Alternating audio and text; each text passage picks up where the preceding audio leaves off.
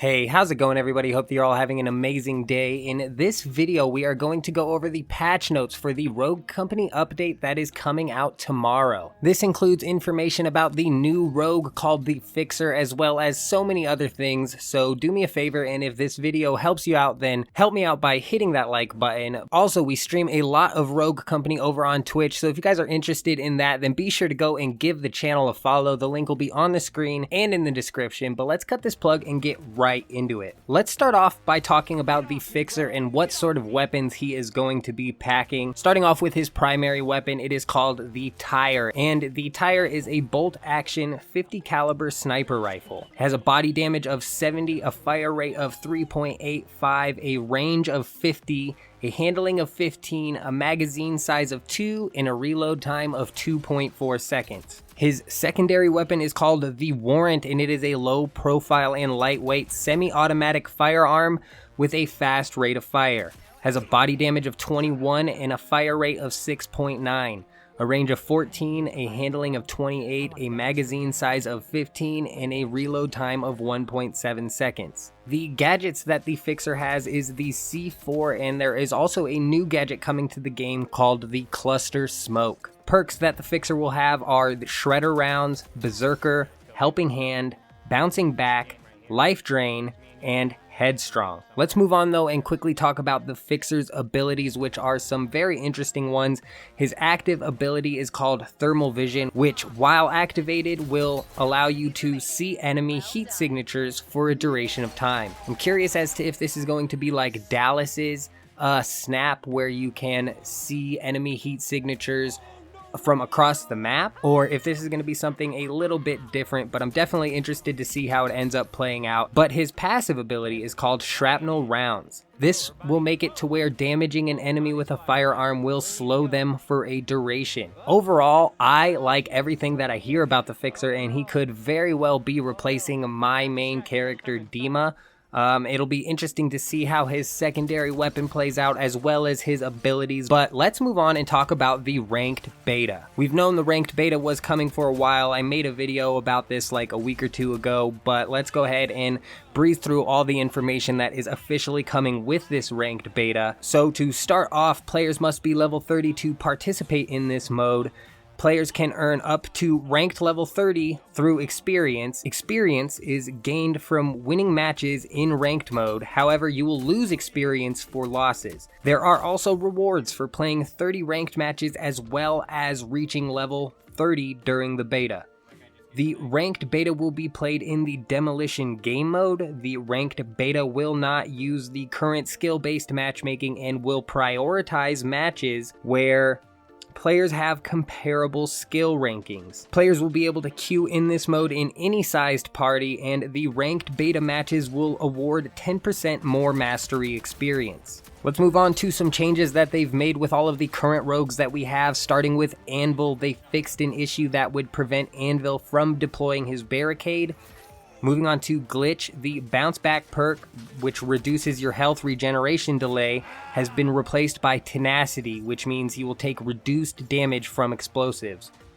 Moving on to Ronin, her ballistic knife should no longer be used up if a player reclaims and equips it. Moving on to Scorch, they fixed an area where green tint would be observed from her activated ability. Finally, moving on to Trench, the Tenacity perk where you take reduced damage from explosives has been replaced by Helping Hand, which will help you revive teammates faster. Moving on to some changes to gadgets that they have made, starting with the Flashbang.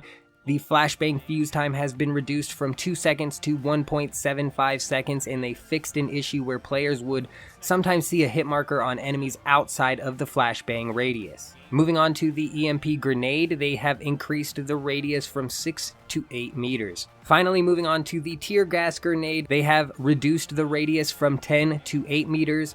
The duration has also been reduced from 8 to 7 seconds, and the slow effect was reduced from 25 to 20%. Alright, let's move on and talk about changes that they have made to the perks, mainly the Headstrong update. So when the player's armor has taken damage and they are standing still, they will gain an interact prompt to repair their armor. The total repair time is 3 seconds, similar to reviving players. You will temporarily crouch and repair, and it will end if the player moves. This will be an audio notification for the duration of the repair, and when the player finishes or interrupts repairs during the armor, they must retrieve their weapon. They may not interact with other objects during the repair time. So they're kind of changing the way that the Headstrong perk works with Anvil, Dallas, Glitch, Scorch, the FIXER, and Trench. Finally, let's just quickly go over some quality of life changes that they have made. They have added a setting that allows players to see their FPS information. The 3D audio, which works with stereo headphones, can now be toggled on and off in the settings. They made improvements to lighting during the rogue selection. Skins, wraps, and emotes are now sorted by rarity on the customization screen, and they have made some surrender feature changes. They have removed the surrender wait time in custom matches, so now it can be called at any time. They have reduced the time needed to trigger a surrender after a player leaves from 3 minutes down to 2 minutes, and they have also reduced the default surrender time, that this is when a surrender can be called even if the team is full, to 4 minutes.